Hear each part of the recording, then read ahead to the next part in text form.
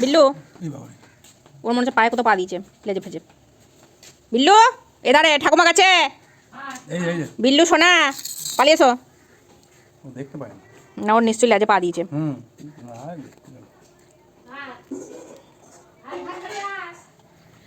আজ দুপুরের খাবারে সাদা ভাতের সাথে আছে স্যালাড, শসা আর গাজর, ফুলকপি আলু পোস্ত, আলু ভাতে আর বেগুন দিয়ে বেতো শাক ভাজা, আছে আমড়ার চাটনি, আছে চুনো মাছ দিয়ে মূলো দিয়ে টক, পোনা মাছ ভাজা, মুসুর ডাল।